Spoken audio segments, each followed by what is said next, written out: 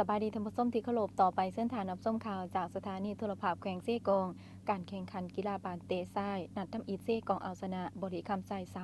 3-1รายละเอียดที่สากลวงมณีนักข่าวโทรภาพแขวงเซกองเฮามีรายงาน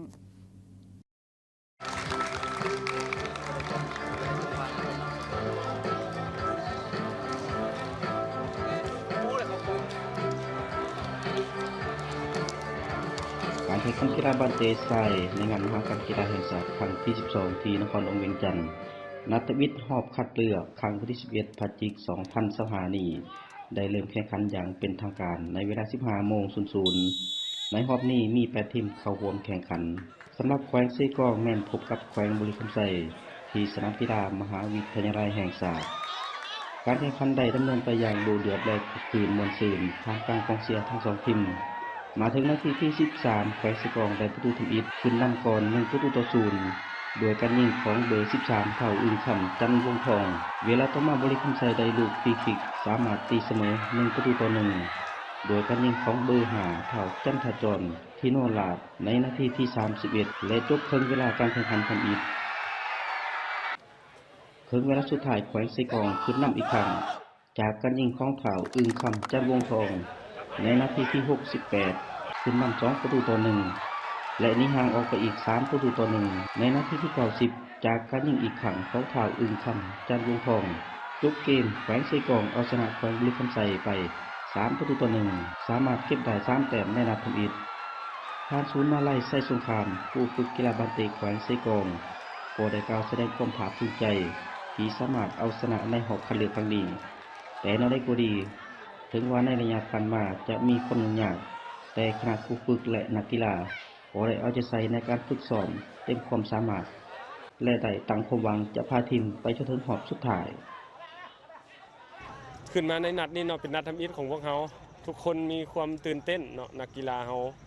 มีความตื่นเต้นมีสมาธิยังขาดเรื่องสมาธิย้อนว่าการฝึกซ้อมเขาระยะมันสั้นบ่มีการลองทีมเขามีแต่ข้างเดียวกับอัตตปือหลังจากนั้นเขาก็บ่ได้ลองทีมเลยเขาก็มีแต่ว่ามีความมั่นใจอยู่ในทีมของเขาเนาะแล้วขึ้นมานี่ก็ในนัดทำอิฐนี่ก็โดยรวมเป็นเฮ็ดได้ดีแต่นัด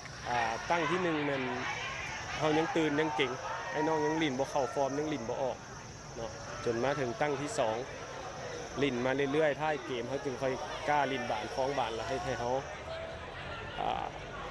ตัดสินใจเฮ็ดในโอกาสต่างๆเนาะในโอกาสที่ว่ามีเป็นประตูเฮาก็ตัดสินใจเฮ็ดให้ได้และนักกีฬาเฮาก็มีความมั่นใจขึ้นคิดว่านัดหน้านี้อาจจะพร้อมลิ้นแต่ตั้ง1ไปเลยขณะที่เท่าอึ้งคำจันทร์วงทองนักตีดาวเด่นที่ยิงไปถึง3ประตูในนัดทำอิฐก็ได้แสดงความรู้สึกของตัวเองว่ารู้สึกแบบตื่นเต้นหลายเนาะเพราะว่าครั้งแรกเนาะได้ลงสนามระดับแขวงจังซี่เนาะแล้วก็ดีใจเนาะที่โค้ชยังให้โอกาสได้ลงสนามนัดนี้แล้วก็ขอบใจหมู่ครูอ้ายน้องแล้วก็ที่คอยซัพพอร์ตแล้วก็เป็นแรงบันดาลใจให้มาฮอดจุดนี้ภายหลังสำเร็จการแข่งขันเพื่อระดมจิตใจนักกีฬาโอกาสนี้ทานถาวรหนุ่มประดิษฐ์ตั้งหน้าบริษัทภูมินทร์ก็ได้มอบรางวัลสนับสนุนจำนวน15 ล้านกีบเพื่อนำใส่เขาในวิงานกีฬาครั้งนี้รับโดยทางศูนย์นาลัยไส้สงครามผู้ฝึกนักกีฬาบาสเตะแขวงเซกองครั้งนี้โดยมีคณะสาพันธ์คณะรับผิดชอบผู้ฝึกและนักกีฬาบาสเตะแขวงเซกองเข้าร่วมทิศกรวงมณีนักข่าวแขวงเซกองรายงานจากนครหลวงเวียงจันทน์